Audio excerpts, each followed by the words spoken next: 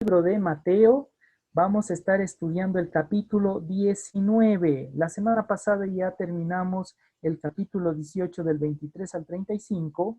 Hoy vamos a estar analizando del capítulo 1 hasta del capítulo 19, verso 1 hasta el 12. Es lo que vamos a estar revisando.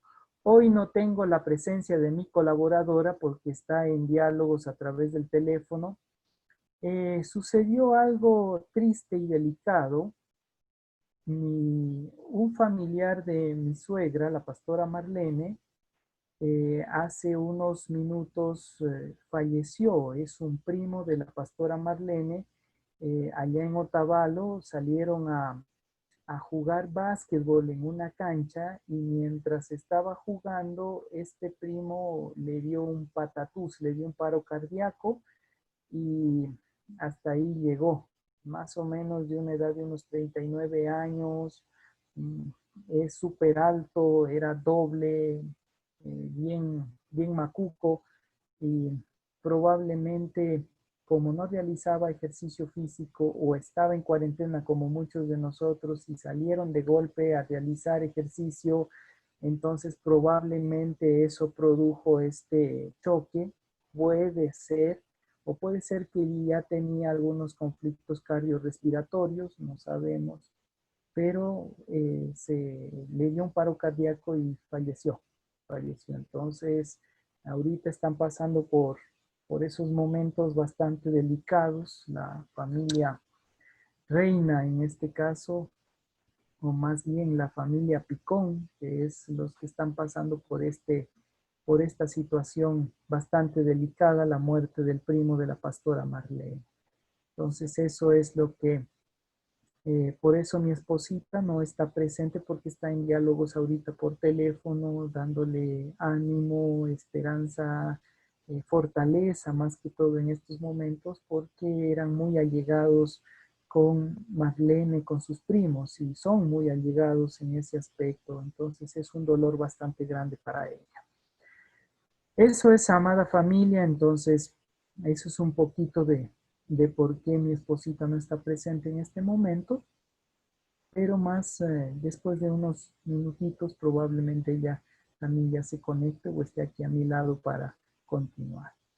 Ok, amada familia, sin más, damos la bienvenida. Está nuestra hermana Estela Peña, también ya se unió con nosotros. Sarita, Nicolás y Surieta, también está ahí conectado. Muy bien, esta noche es una noche Buenas de noches. aprendizaje. Buenas noches, bienvenido mi querido Nico, bendiciones. Vamos a estar revisando el libro de Mateo, Mateo capítulo 19, versículos del 1 al 12. Ahí también le veo a mi hermano Miguelito, falta la costilla a su lado. Ya mismo llega la costilla del hermano Miguelito. Ok, vamos a ver. Dice el texto de la siguiente manera, y vamos a hacerle un poquito dinámico hoy. Vamos a pedirle, vamos a ver, mi hermana Pame, si tiene la Biblia en mano para dar lectura. Estamos, le doy ¿Mateo qué? audio. El libro de Mateo, capítulo 19, versículo del 1 al 11. Ya me acompaña mi media naranja, ya está aquí a mi Espera un ladito. ratito, por favor. Listo, mi querida Pame. Yo un ratico estaba justo cogiendo la Biblia. Ok, hasta eso, aquellos que están dentro de la academia, recuerden que tienen ¿Mateo hasta qué? el día sábado para presentar todo, incluyendo la evaluación. Ya, ¿Sí? perdón, ¿me recuerdas, Hasta el Mateo? día sábado. Mateo capítulo 19 del 1 al 12. Ya. Del 1 al 12. Ya. Dice, aconteció que cuando Jesús terminó estas palabras, se alejó de Galilea y fue a las regiones de Judea al otro lado de Jordán.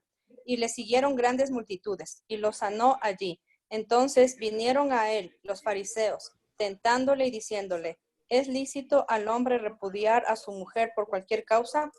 Él respondió, les dijo ¿no habéis leído que el que los hizo al principio varón y hembra los hizo?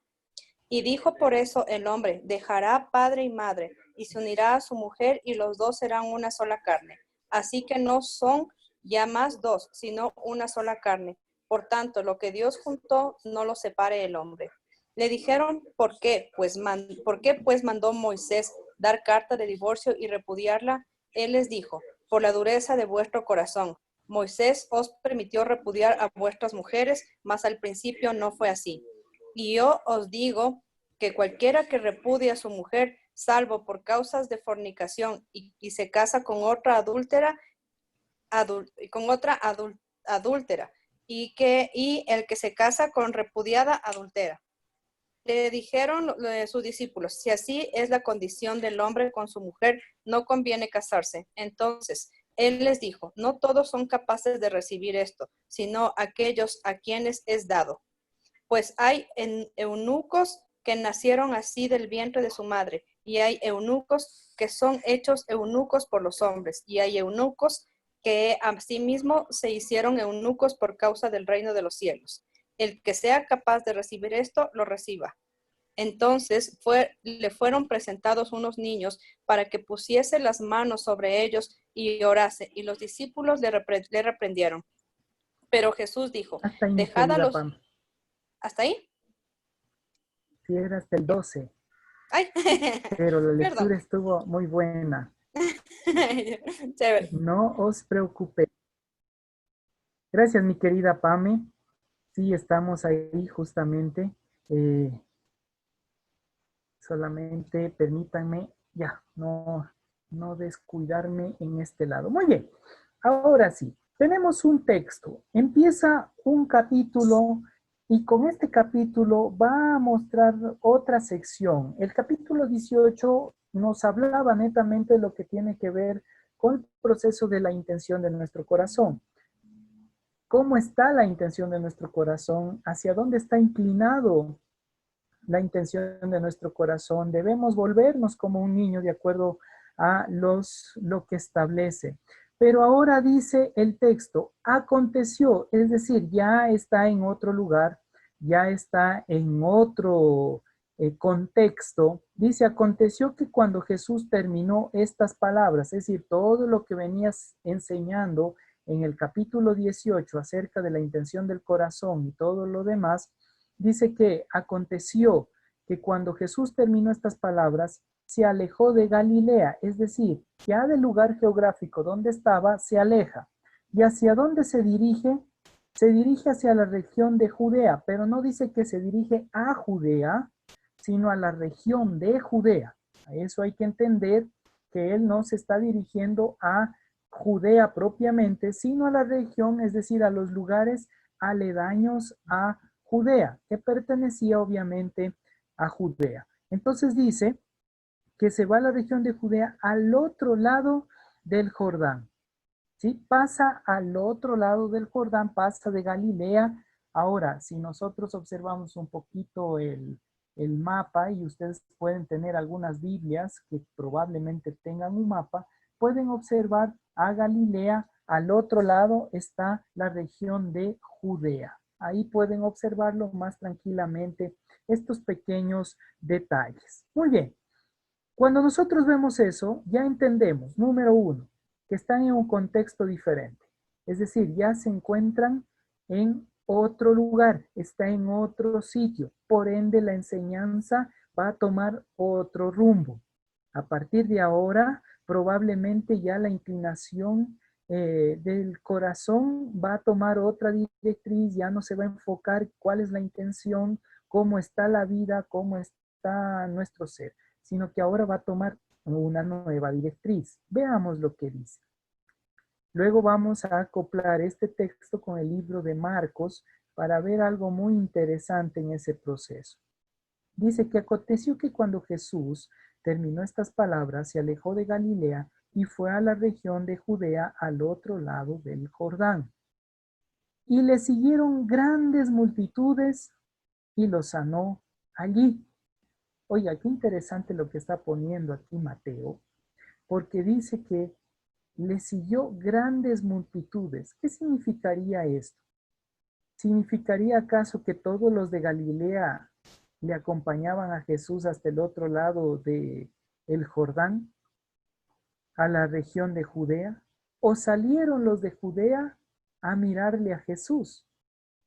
Y aquí algunos comentaristas dicen que es lo segundo más que lo primero, ¿sí? Que realmente los que salieron para acompañarle a Jesús es los de Judea que salían a verle a Jesús. Entonces cruza el río Jordán.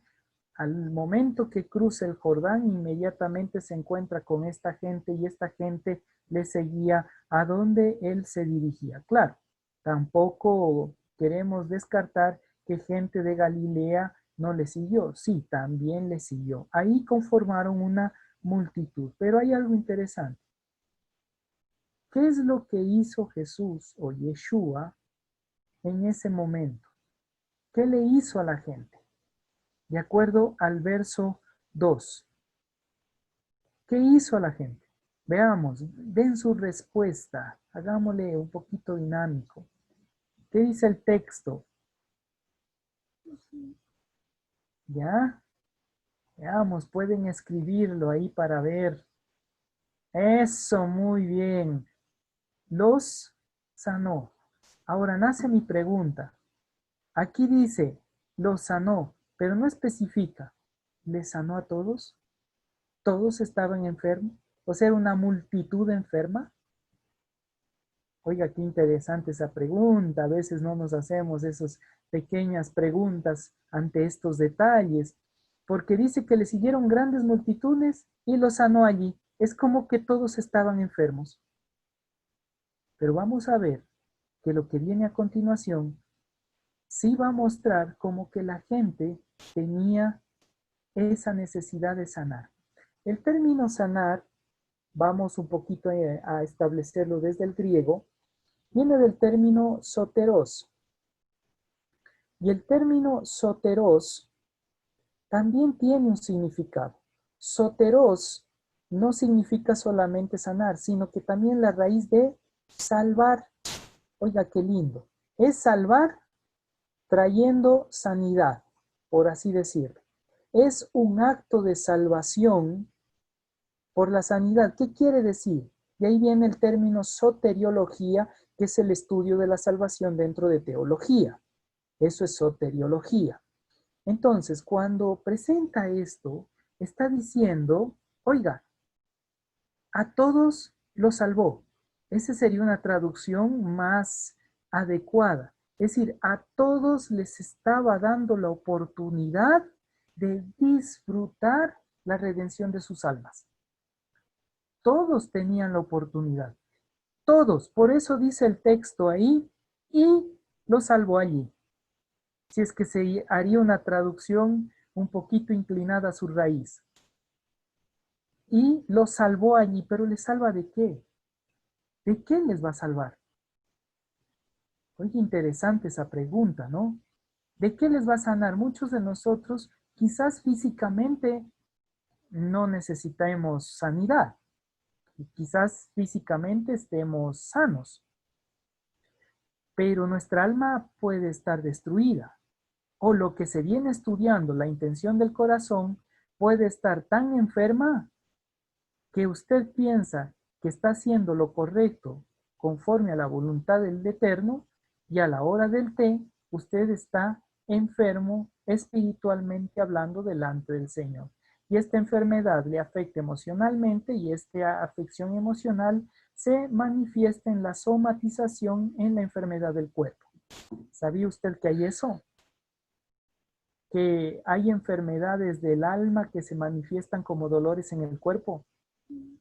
Y usted piensa que está enfermo de algo, va al médico y el médico dice, no, señor, usted no está mal. Y de ahí le mandan al psicólogo. ¿Por qué? Porque realmente hay una parte en su ser interior que está mal y eso lo está somatizando. Entonces, si hablamos de un ser integral, que el ser humano es integral, no podemos nosotros decir, no, es que solamente carne, no, es solamente alma, no, es solamente espíritu, visto en la triología que aparece dentro de la filosofía griega y que es la que hemos adoptado, bien o mal. Entonces, cuando uno empieza a observar desde ese ámbito, uno piensa que, si se enferma solo se ha de enfermar el cuerpo, pero uno no se da cuenta que está enfermo su alma o puede estar enfermo también de esa parte emocional. Entonces aquí dice algo que llama muchísimo la atención. Dice que, y le siguieron grandes multitudes y los sanó allí. Es decir, a todos va a ser un acto de libertad. Ahora, también dentro del término salvar, shua, que sería en hebreo, también entra otro proceso, que es luo, así como suena, luo. Y ese término luo significa liberar, que también está relacionado con salvar y también está relacionado con sanar.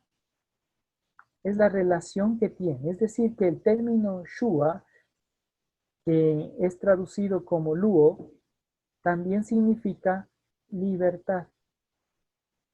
Eso es un poquito de entender los contextos en griego. Nos ayudan a entender estas partes. ¿Qué quiere decir? Que el momento que usted es atormentado, un pensamiento, una idea, una acción, le tiene como una opresión, inmediatamente usted está atado en su alma. Y aquí nace la pregunta, ¿será que tal vez nosotros estamos atados o este grupo que aparece aquí, la multitud que llegó, estuvo atada y necesitaba libertad? ¿Necesitaba esa redención? Qué buena pregunta, oiga. Y es la misma que yo me hago ahora. ¿Será que nosotros necesitamos ser liberados de una opresión, una atadura que está dentro de nuestra vida? Porque hay un texto en el cual dice, todo lo que atéis en la tierra te será atado en el cielo y todo lo que desatéis te será desatado. Ojo, aunque el término y la palabra desatar y atar ahí no es la que nosotros tenemos que estar pronunciando de izquierda a derecha, porque dice todo aquello que tú lo tomes como una verdad absoluta para tu vida y pienses que ya no hay cambio. Entonces el momento que usted piensa que no hay cambio, no hay oportunidad de transformación, eso es lo que realmente está significando el vivir atado. Y hay mucha gente que la expresión típica común nosotros le llamamos tercos. ¿O no? Nosotros decimos, este sí es más terco. Y ahí utilizan un término. ¿Qué tiene que ver, pobre animalito? Dice, eres más terco que una mula. Pobre animalito. Claro, el símbolo, porque el animalito, la mula, el momento que se enoja una mula, digo con experiencia porque yo viví en el campo mi niñez y adolescencia, cuando una mula se enoja, ¿quién le mueve? Así le dé palo y garrote, se quedó ahí parado y no hay quien le mueva. ¿Ya? Y esa es la idea de estar atado. ¿Qué quiero decir? Que cuando nosotros somos tercos o estamos atados en nuestro pensamiento, en nuestro ser interior y decimos, no, a mí no me cambia nadie. Yo soy así, nací así y así me de morir, ya tiene una línea de atadura o terquedad en su estilo de vida. ¿Me explico? Entonces hay que tener mucha sabiduría. ¿Por qué? Porque todos los días son de oportunidad para transformar nuestra manera de pensar y transformar nuestra manera de vivir. Y si transformamos nuestra mente, dejamos de estar atados y empezamos a ser libres. Por eso puede haber multitudes siguiendo al Mesías, pero a la hora del té están atados. Puede haber multitud diciendo yo soy cristiano, pero en su mente siguen atados a una oscuridad y un estilo de vida paupérrimo. Oiga, qué difícil entender esto y qué triste a la vez. Porque el momento que nosotros nos conectamos en eso y empezamos a entender esa línea, Ya empezamos como diciendo, y ahora, yo creía que era libre, pero ahora Isaías me está diciendo que diariamente yo tengo que cambiar mi mentalidad, diariamente yo tengo que hacer una renovación, diariamente yo tengo que transformar. ¿Y con qué transformamos? Con la palabra. ¿Por qué doy este contexto? Por lo que va a venir a continuación, por lo que se va a expresar a continuación. Entonces, con este contexto en mente, entendiendo libertad, sanidad, liberación, salvación, vienen los siguientes textos. Mire lo que dice el verso 3. Entonces, es decir, mientras sanaba, mientras la multitud estaba, mientras él hacía milagros, no sabemos con exactitud. Lo único que sabemos que mientras él estaba en ese proceso y la gente estaba alrededor, ahí dice, entonces vinieron a él los fariseos, tentándole y diciendo, oiga, llegan los fariseos, estos fariseos, ¿no? Pero entienda qué tipo de fariseos son. Porque aquí nosotros decimos fariseos y mezcolancia completa. Es Raimundo y todo el mundo y Ernesto y todo el resto. No. Hay dos líneas de fariseísmo en el Nuevo Testamento, en el contexto del Nuevo Testamento. Aproximadamente en el año 100, bueno, voy a poner un aproximado de 123 más o menos, hasta el año 80 o 75 antes del Mesías o antes de Cristo, habían dos escuelas bien establecidas del grupo farisaico. Una escuela era de Shammai y la otra es de Hillel. ¿Ya? Dos escuelas. Y aquí hay que entender.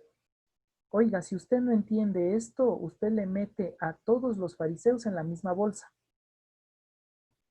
Y estos grupos de Shammai y Hillel, como tal, estos dos son dos líneas bien manifestadas en la época antigua, antes de Jesús. ¿Por qué antes de Jesús y por qué en ese periodo 123 al 75 antes de Cristo?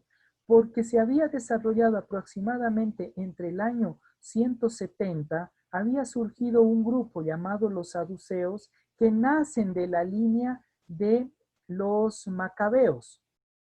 Ahí ya viene toda una historia que se trabaja, ¿sí? Y ellos decían propiamente que en el templo era el único lugar que uno tiene que llegar a adorar y el sacrificio es lo único para el arrepentimiento de pecados. Obvio, les convenía porque los saduceos son aquellos que se quedaron en lugar de los verdaderos sacerdotes levitas porque hicieron una persecución a los levitas y este grupo de levitas son los que van a las cuevas de Qumran, que son conocidos como los esenios. Oiga, ya estudiaremos más profundamente esto para no marearles con tanta información. Entonces, aparecen los fariseos. ¿Y quién es de la línea de Shammai? De la línea de Shammai son los grupos ortodoxos. Entonces, este grupo ortodoxo que es de Shammai, voy a poner con Y porque así es el nombre propio, los ortodoxos, el grupo de Shammai, ¿sí? Ellos son aquellos que van a expresar Shabbat, escúchenme bien, o el sábado, Shabbat es Shabbat. Nadie puede ni siquiera caminar 1 kilómetro en Shabbat. Si alguien se enferma en Shabbat, lastimosamente su designio ha de morir. Nadie ha de ir a verlo, porque Shabbat. Ortodoxia, es decir, era el grupo más, como decir, el que protegía, entre comillas, la ley. Pero también son el grupo que van a desarrollar nuevas tendencias de ley, como es el caso de lavamiento de manos. Por eso es que hay una acusación. Dice, ¿cómo es que tus discípulos comen y rompen la ley y la tradición de lavarse las manos? Y ahí Yeshua o Jesús les cayó con el guante. Pero está el otro grupo. Y el otro grupo es de Hillel. Y el grupo de Hillel es un grupo más liberal. ¿Sí? Es un grupo como diciendo, si en Shabbat hay alguien enfermo, puede ir un doctor y curarle en Shabbat. Y Hillel dijo algo, que Jesús lo va a repetir más adelante. ¿Qué es lo que va a decir Hillel? Hillel expresa lo siguiente. ¿Acaso se hizo al hombre para el sábado? ¿No se hizo el sábado para el hombre? O el Shabbat en este caso. Palabras que Yeshua o Jesús utilizó más adelante cuando confronta también a los fariseos. ¿Me explico? Es decir, él tomó de la escuela de Shammai y va a expresarle a los fariseos lo que ellos ya conocían, este tipo o este punto de vista. Ahí usted entiende que ya existen dos grupos, y a estos dos grupos se le llama escuelas, la escuela farisaica de Hillel y la escuela farisaica de Shammai. Ahora, ¿quién cree que, o qué tipo de fariseos cree que son o están hablando esto? Escuchen lo que dice. Los fariseos tentándole y diciéndole, ¿es lícito al hombre repudiar a su mujer por cualquier causa? Él respondió y le dijo, ¿no habéis leído que el que lo hizo al principio varón y hembra los hizo? ¿Qué grupo está hablando ahí? De acuerdo al libro de Marcos, la forma de allegarse es diferente. ¿Por qué? Porque dice, en la ley de Moisés dice, esto está en el libro de Marcos capítulo 10, verso 1 al 12. En la ley de Moisés hace referencia, o Moisés permitió carta de divorcio, pero no pueden separarse sino solamente por adulterio, dijeron los mismos fariseos. Ese grupo que habla de esa manera, dice, no por cualquier cosa puede separarse, sino solo por causas de adulterio. Ese grupo es de la línea de Shammai, grupo ortodoxo. Pero el grupo de Hillel, en cambio, le decía, y esto no les va a gustar a las damas, si la mujer cocinaba feo, carta de divorcio. Si estaba salada la comida, carta de divorcio. Si no le lavaba las polainas, aunque en ese tiempo no habían, carta de divorcio. Si no limpiaba la casa, carta de divorcio. ¿Me explico cómo era la línea de Hillel más liberal en ese ámbito? Pero la línea de Shammai era más ortodoxa. Pero usted ve que el texto, tanto de Marcos como aquí de Mateo, no va a dar ni para izquierda ni para derecha, sino va a establecer algo muy puntual, único, enseñanza en este ámbito ya establecida por algunos padres en el Pirkei Avot, o sabios del Antiguo Testamento, que Jesús va a tomar y va a decir, a ver, yo no voy a tomar ni la línea de Hillel, ni la línea de Shammai, yo voy a tomar la línea que viene desde el libro de Génesis. Porque escuchen lo que dice el verso 3. Entonces vinieron a él los fariseos tentándole y diciéndole, ¿es lícito al hombre repudiar a una mujer por cualquier cosa? ¿Qué estaban diciendo los de Shammai? Ah, aquí queremos verte si eres de Shammai o eres de Hillel. ¿Ven la discusión? La discusión es saber a quién defiendes. A ver, ¿estás con nosotros o estás con los otros? Era como que está poniéndoles a escoger un bando. Oiga, qué vivos que eran estos. Porque decían, o si estás con Shammai, o sea, eres parte nuestra y te apoyamos. Pero si estás con Hillel, entonces ya no te apoyamos, que te apoyen los fariseos de Hillel. Pero Jesús les dice, o Yeshua, él les respondió y les dijo, escuchen, vean la pregunta. ¿No habéis leído? A ver, ¿no habéis leído? ¿Qué les mandó directamente? ¿A dónde les mandó? No les manda a los escritos de Gilel, no les manda a los escritos de Shammai. ¿A dónde les manda? A la Torá o el Antiguo Testamento. ¿Sí? Lo que conocemos como los 5 libros de la ley, conocido como Pentateuco.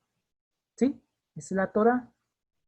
Dice, ¿no habéis leído que el que los hizo al principio? ¿En qué texto está eso? En el principio creó Dios al hombre y a la mujer, Está en Génesis. ¿Sí? Muy bien. Hay algunos que los logro ver en sus labios diciendo en Génesis. Dice, ¿no habéis leído que los hizo al principio varón y hembra los hizo? ¿Dónde está este texto? ¿En qué pasaje de la Biblia está? Génesis, ¿sí? Capítulo 5, verso 2. A ver, revise. Génesis, capítulo 5, verso 2.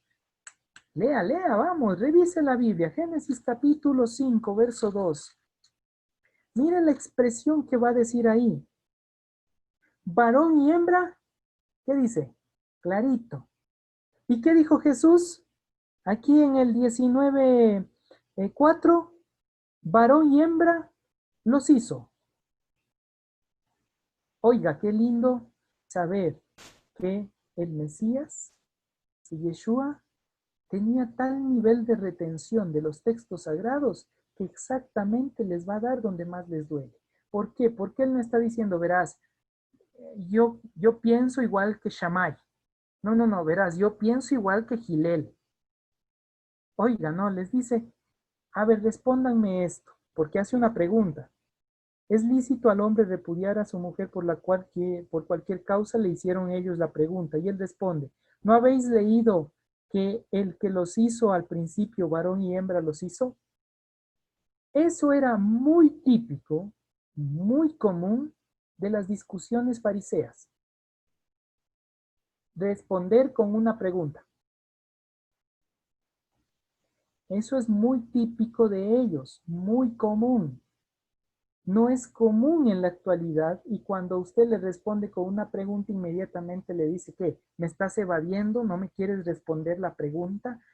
No, ¿qué está haciendo ahí? Él está abriendo el debate, está abriendo el diálogo, el conversatorio. ¿Qué está diciendo? Hey, no te quedes solo con esa idea, no seas necio en tu pensamiento. Por eso en el verso 2 habíamos hablado de esa mente que no tenía cambio, transformación, que era bien cerrado. Entonces aquí está empezando a abrir el diálogo Yeshua y le está diciendo, hey, ¿no saben lo que hizo desde un principio? ¿No han leído?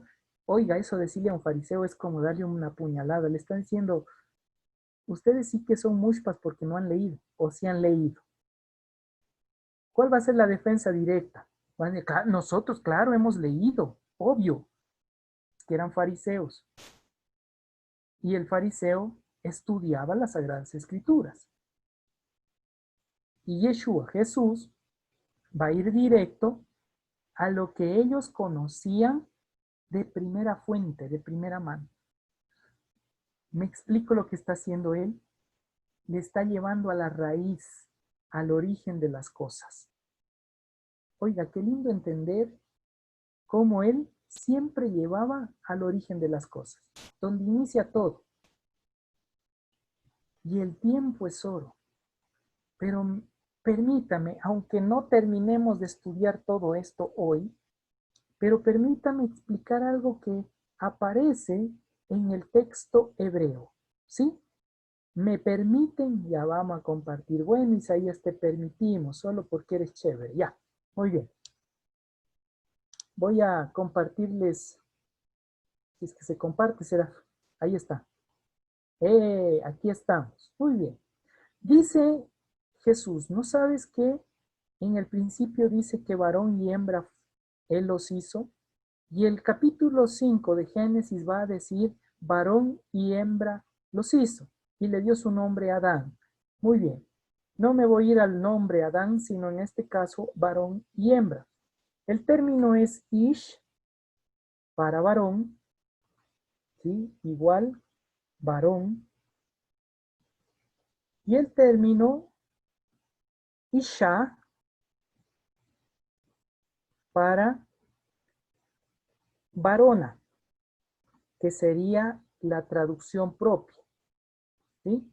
Esa sería la propia traducción, varona, no hembra, dicho, sino es varona. Bueno, ahí ya el término hembra surge más adelante y eso ya algún momento lo explicaremos. Pero ¿cuál es el término en hebreo? Tenemos una yod, ¿sí? Una shin y una hei para isha. ¿Ya? Ah, me faltó aquí algo. Permítame un segundito. Aquí me falta lo que es una alef. Ahí sí. Si no, ya estaba. Alef, yud, shin. Ahí.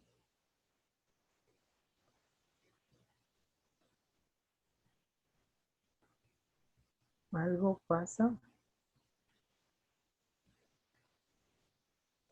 Ahí está. Isha. Y acá le ponemos cómo se escribe varón. Ya. Ahí salió. Ya. Entonces, el primero es ish. ¿Sí? El segundo es isha. ¿Ya? El primero, el de aquí es ish, este es igual a ish y este es igual a isha. Este es varón traducido y esto es varona traducido. Si ustedes pueden observar hasta ahí, ¿en qué se relacionan? Se relacionan en un alef, en una shin, son las dos letras que se unen. Esas dos letras, le voy a poner un poquito más acá, es las letras que ambos nombres se relacionan. Esta de aquí con esta de acá.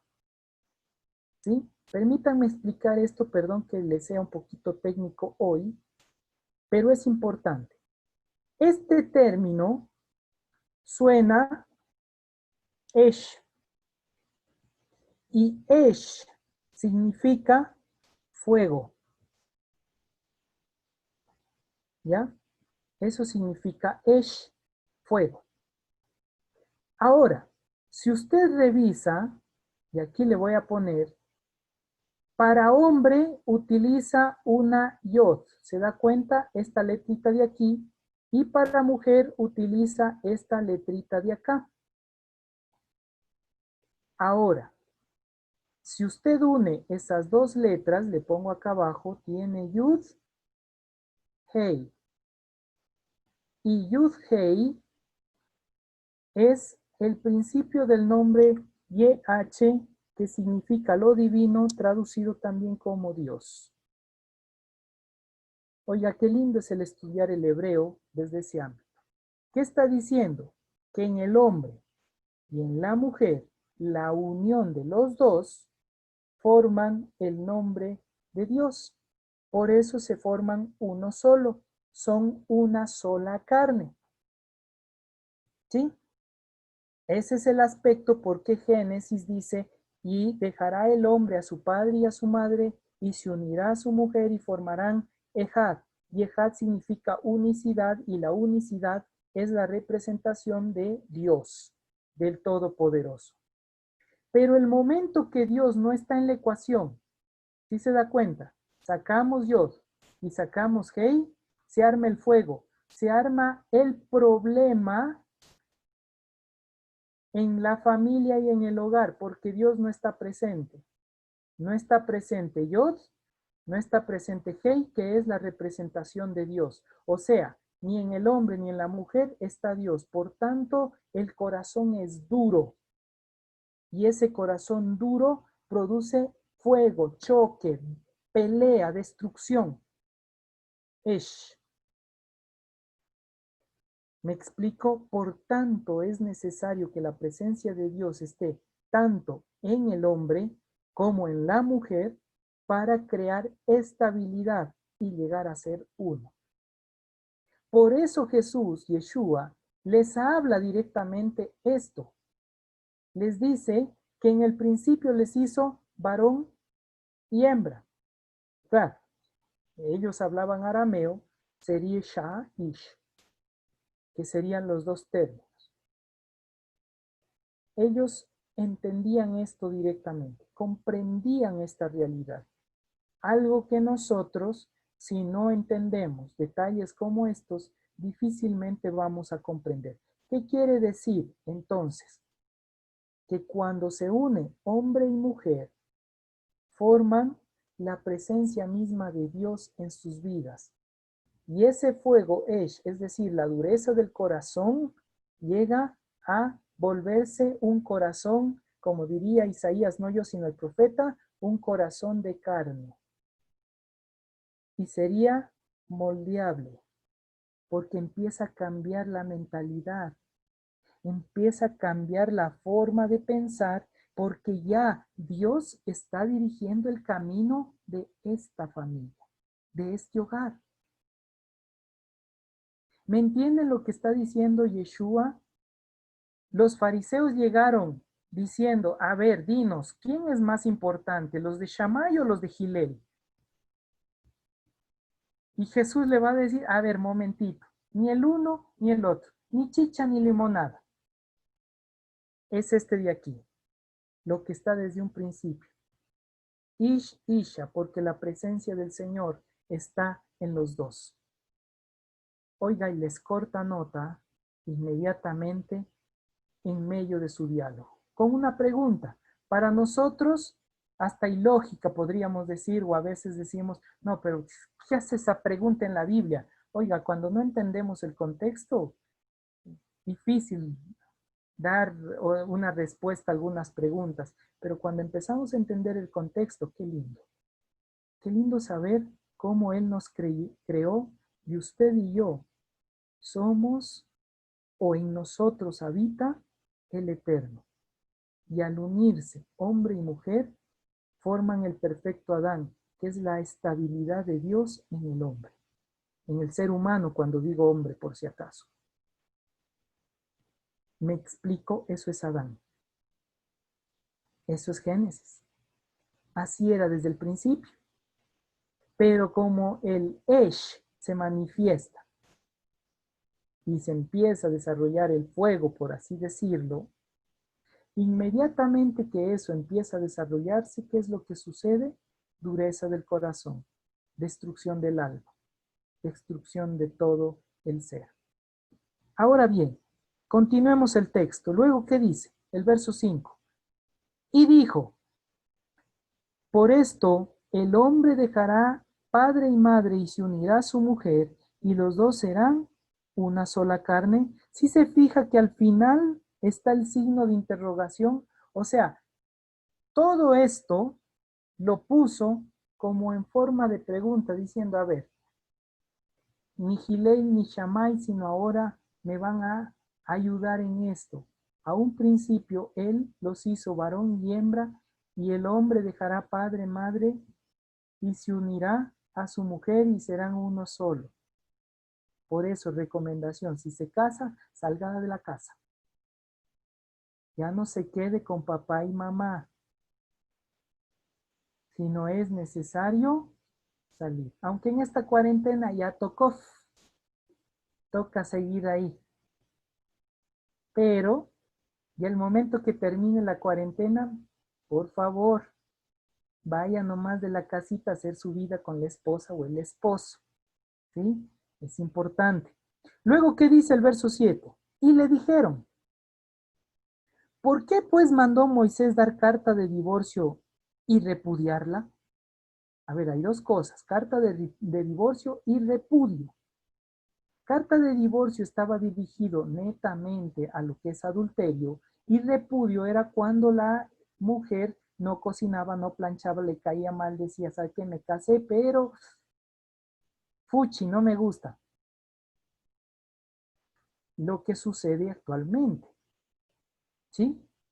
¿Qué dicen? Se casan y pasan un par de días y dicen, no, no, no, no ha sido lo que yo esperaba. Así que vaya nomás por la sombrita. Y le lleva con unas flores y le deja en casa y dice, suegrito, le vengo a devolver lo que ya no quiero.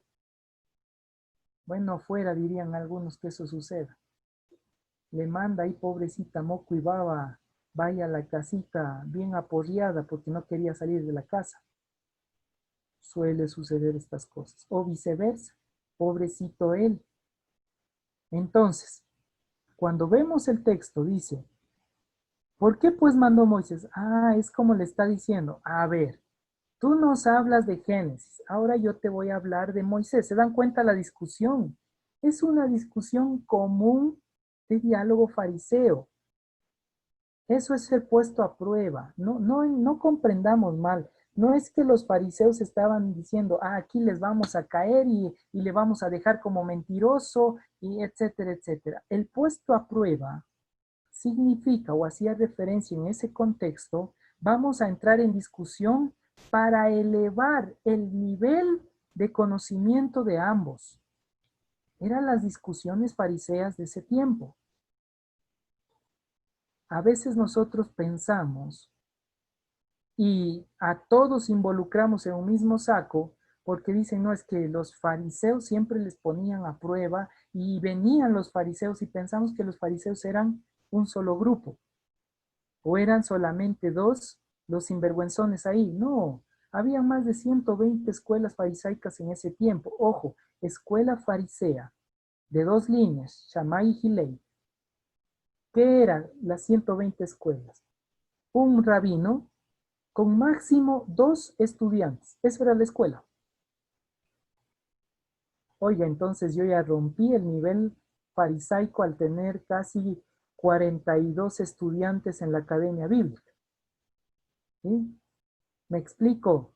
Ya yo no tengo nada de línea farisea en ese sentido. Pero un fariseo, una escuela farisea era el rabino y 2 estudiantes. O uno. Pero cuando llegó Yeshua, era el rabino y 12 discípulos.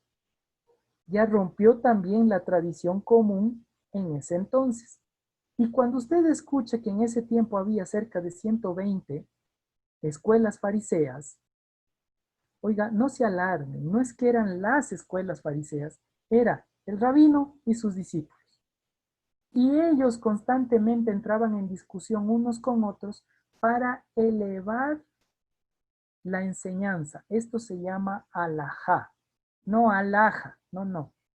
Ese alaja es muy cuencano, es alajá, que significa instrucción.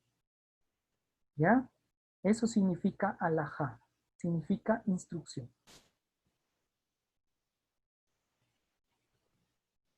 Ok, cuando nosotros ya observamos esto y vamos comprendiendo, ahora miren lo que dice.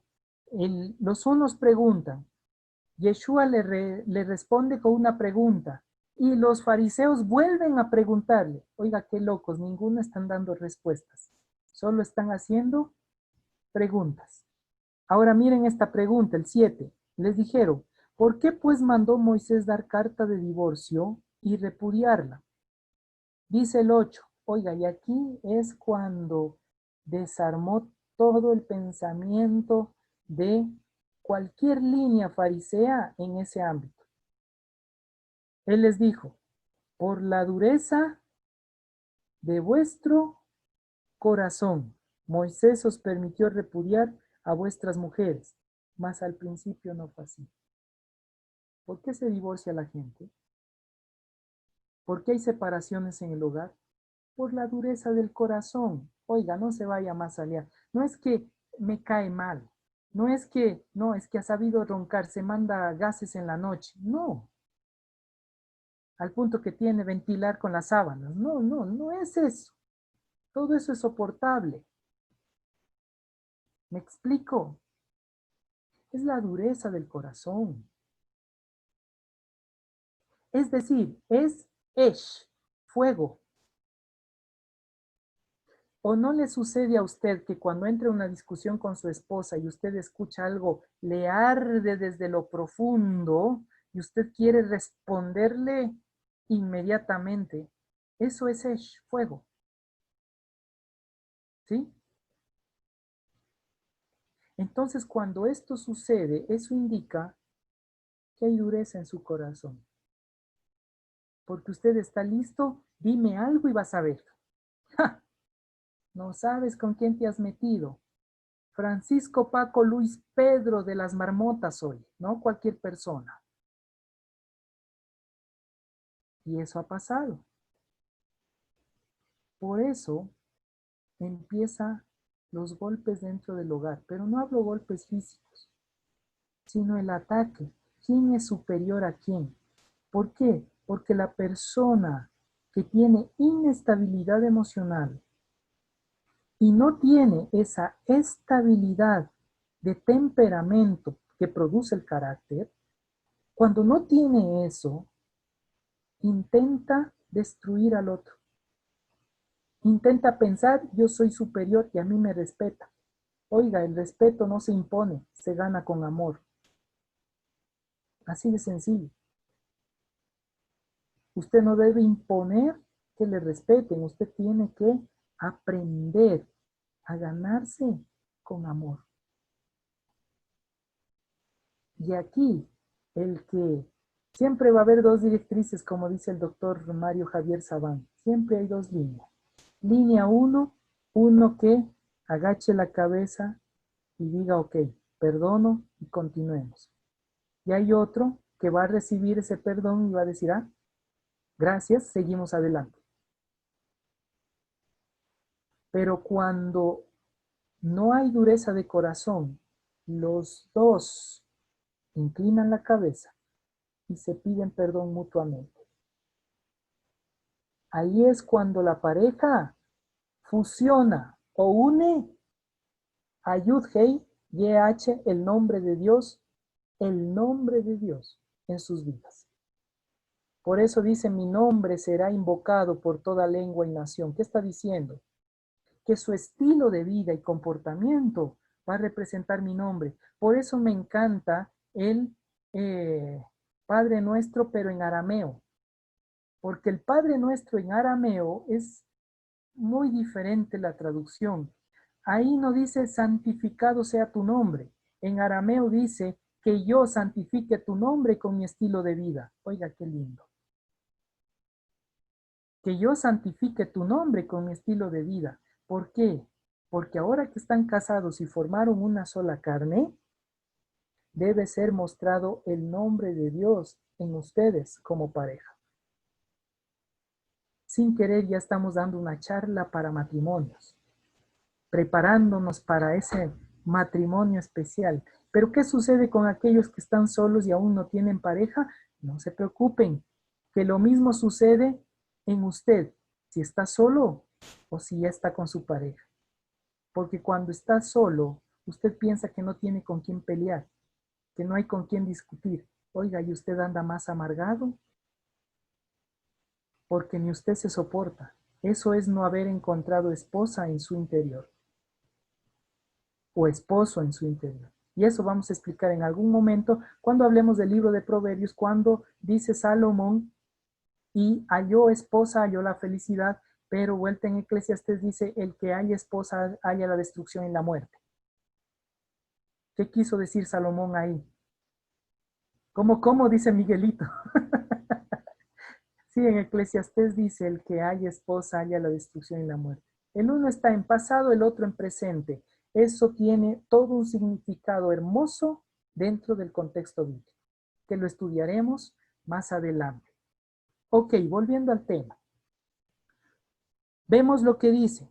Él les dijo, por la dureza del corazón, por formar por el ego, por el egocentrismo, el orgullo, la falta de transformación de su forma de pensar, por mantener esa idea de que el hombre es el macho de la casa y punto, en vez de entender que el hombre es el sacerdote del hogar, el que cuida y protege. Y ahí ya hay un cambio de mentalidad, hay un cambio de chip. O que la mujer liberación femenina y ahora sí viven la vida loca. Oiga, tampoco. Cambio de chip. Hay que empezar a cambiar nuestra manera de pensar dentro del hogar. ¿Qué dice? Por dureza del corazón, Moisés os permitió. Entonces no es que Moisés dio carta de divorcio. Moisés vio la dureza del corazón y dijo, no, con esto no hay cómo. Y como son tan duros en su corazón, voy a permitirles cartas de divorcio. Pero ¿qué dice al final de ese texto? Del 8.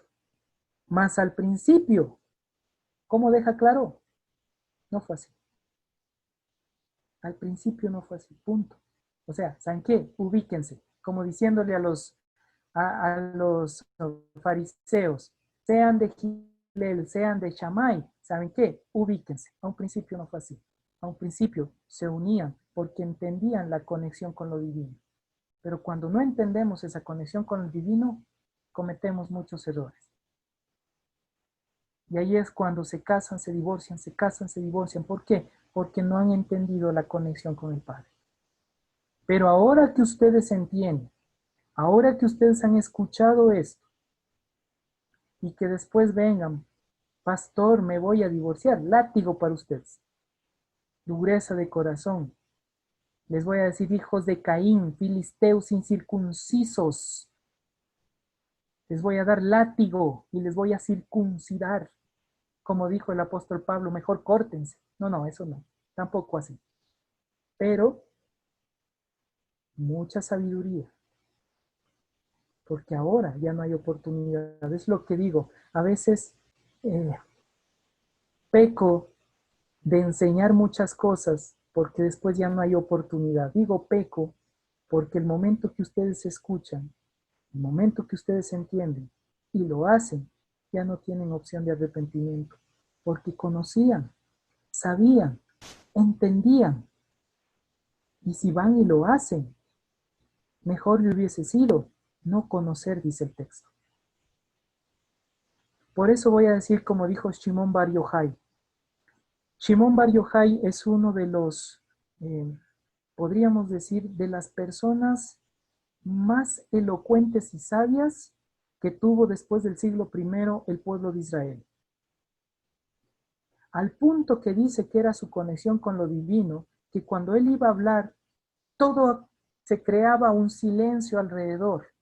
Y dice el mito que hasta los cielos inclinaban su rostro y decían, Shimon Bar Yochai está a punto de explicar las cosas del Señor, las cosas divinas. Y él dice en uno de sus libros, dice, tengo algo dentro de mí y es muy difícil.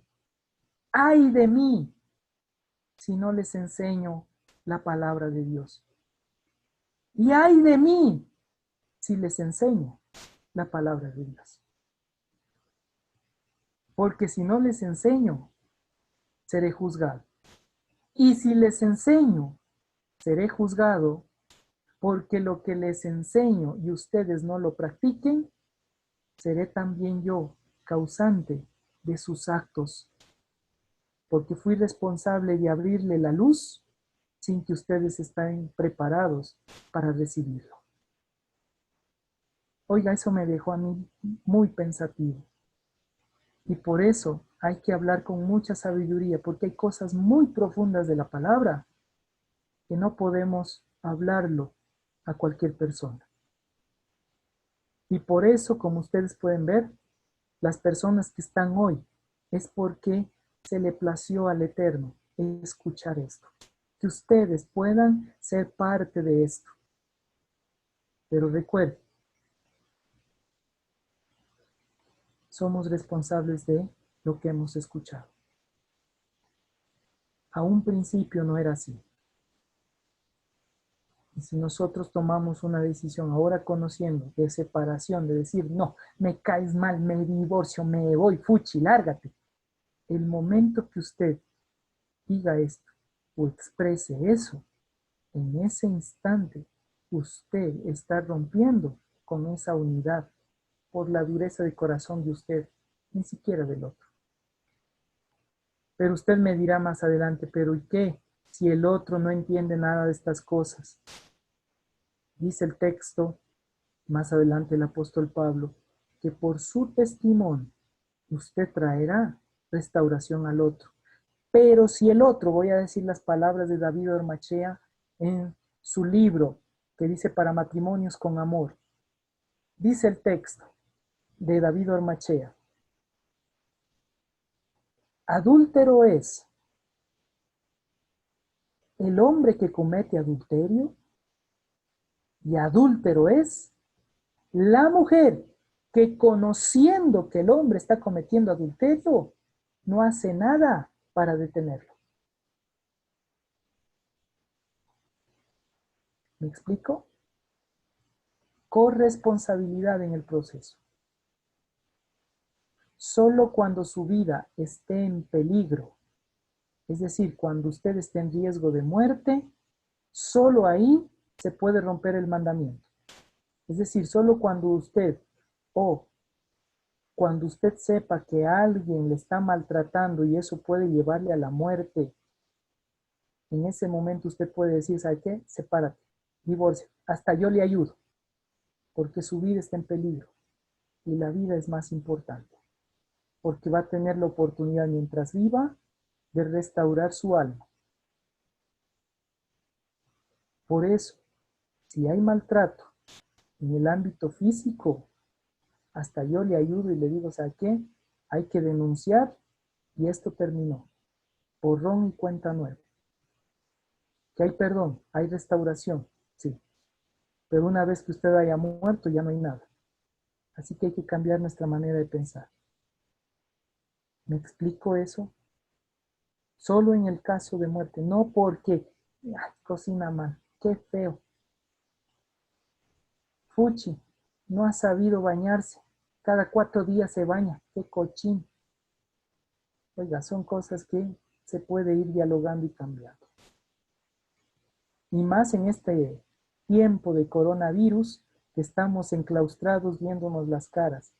Usted está construyendo su hogar, su familia. Ahora voy a hablar un poquito macro. Usted está produciendo una construcción integral familiar o está trayendo muerte y destrucción. ¿Qué es lo que usted está haciendo dentro de su casa? Ya no desde el punto de vista pareja, sino desde el punto de vista familia. ¿Cómo usted está trabajando para que ese corazón se vuelva carne y haya transformación de mentalidad?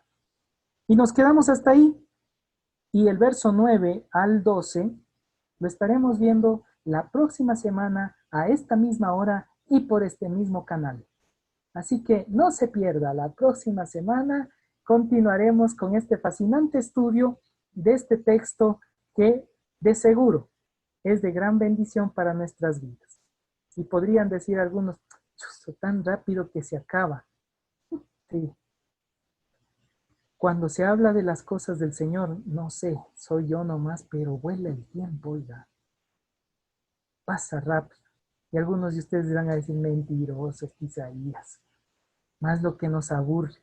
Ok, vamos a tener un tiempo de oración. Vamos a dar gracias al Señor por todas las cosas. Solamente hay un comentario. Vamos a ver. Daniel Vega dice, ¿y el maltrato psicológico, pastor? ¿Maltrato psicológico produce muerte? Sí. Y si produce muerte, hay cómo nosotros desarrollar el proceso de divorcio. Sí. ¿Por qué? Porque el momento que la persona pierde su estima, deja de ser. Y al dejar de ser es como morir. Entonces, todo maltrato psicológico también ingresa en ese acto de muerte. Recuerden que las palabras pueden quedar tan grabadas en lo profundo del alma porque indirectamente utilizan lo que es programación neurolingüística. Eso sucede en nuestro cerebro, queda impregnado y después es muy difícil quitar ese chip y la persona siempre va a andar con una estima por el piso. Entonces es muerto en vida. Por eso hay que cambiar. Pero es por la dureza del corazón de la otra persona. No ha entendido que la persona que está a su lado es para construir juntos el reino, no para destruir el reino. ¿Construimos juntos nuestro hogar? La pregunta. Seguimos. Mi querido Cristian dice una buena noche. Quisiera pedir oración por las familias de muchos amigos, colegas. Muy bien, vamos a estar orando en este momento y justo está a mi lado mi costilla, mi esposita. Vamos a tener un tiempo de oración y vamos a clamar al Padre en este tiempo. Y muchas gracias por su atención a este tiempo de estudio. Una pregunta dice Cristian también. Ya. Y una pregunta. Muy bien, mi querido hermano Cristian, Cristian Mejía, ¿usted tiene una pregunta? Mi hermano Cristian.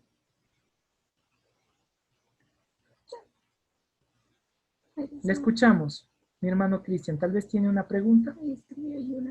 Ah, ya, ok. Sí, solo que es rapidito, o sea, solo es una cosa como de consulta. El Pentateuco que decía, ¿no es cierto?, que era el texto, el Pentateuco, que es de lo que entiendo poco desde los rollos que representan los 5 rollos sagrados, ¿no es cierto?, donde están los libros del Antiguo Testamento, que es la Torá, ¿no?, que es la ley de los que se basa tanto en el derecho canónico como en el derecho para ellos en todo sentido. Lo que quería entender es una cosa, una pregunta más que todo. Para todas las religiones, creo que tienen, tanto la cristiana, la hebrea, la musulmana, creo que muchos de esos textos son sagrados para ellos, ¿no? Pero eso quería saber, ¿todas las religiones en general se basan en ese texto o solo la hebrea y la cristiana?